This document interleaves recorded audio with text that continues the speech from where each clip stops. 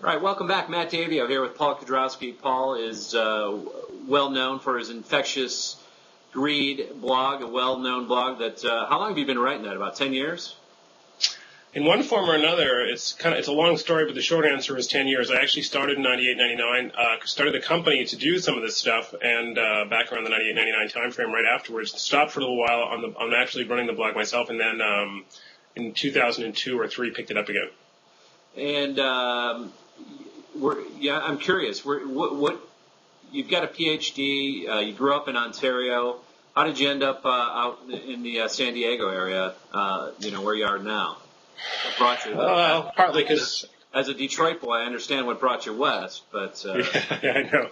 So partly the obvious reason, which is climatological more than anything else, and then the secondary answer has to do with back at the time I was working with a fellow and starting up a small venture fund, and we did some investing around it, and then I ran a seed fund that was located at UC San Diego, the University of California, San Diego. So it was a couple of consecutive private funds where we were actually investing in private companies.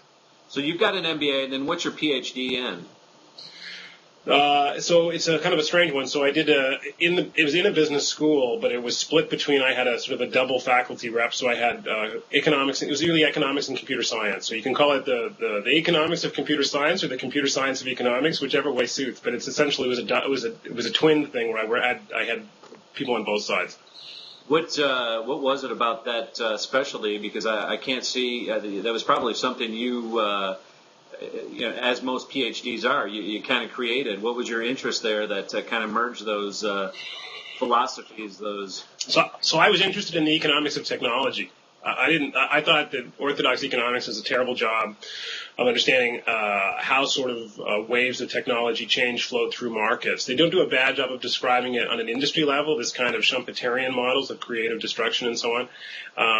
But they don't do a very good job of describing of how it happens in capital markets, these kinds of waves. Because I had spent some time as an analyst for a brokerage firm before that, so I had come from that side of things, and I was always surprised that the classic economic models just did such a bad job of explaining the rise and fall of public companies, in particular in technology. So these waves of creative destruction. So that's what I was really focused on.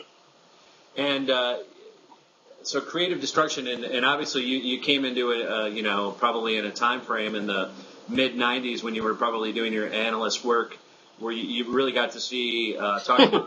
Yeah, it was you talk about bubbles a lot, and you got to see probably bubbles and echo bubbles over the last 15 years that we may never see again. Yeah, I mean, and that was in part, for obvious reasons, that's kind of what tweaked my interest, was that I was sitting, I had started in 93 in this stuff, and I watched as things just became progressively more unhinged, or progressively less hinged, whichever way you want to look at it. Yeah. And as the rise of these, starting off with the Netscape IPO and then progressing outward from there, as it just every time I thought that, on the one level I understood the enthusiasm for these companies because they were fast growing. They were, you could see where the profits might come from for many of them, not all of them. And you could see how they were unseating some established incumbents who'd become fat and lazy. But at the same time, this willingness to kind of just assume that, a pets.com, to pick some of the more frivolous examples, could, blow up an established retail empire just like that because they had the right domain name, I thought was really, was silly on a superficial level, but at a deeper level, it really talked to how we've got this kind of innate paranoia that at any given time there's something somewhere that can blow up an incumbent, and that it's easier than anyone thinks it is. And I thought that's really interesting. It's not generally true in the sense that, incumbents.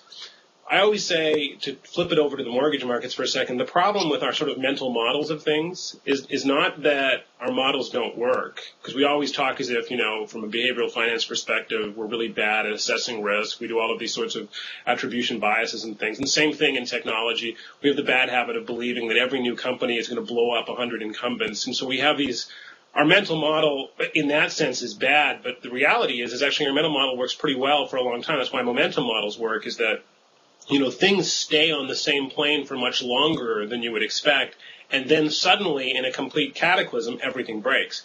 So I always make the metaphor in the case of mortgage models that there's this kind of naive view out there that the problem was that our models for valuing subprime mortgages and more exotic derivatives were really bad.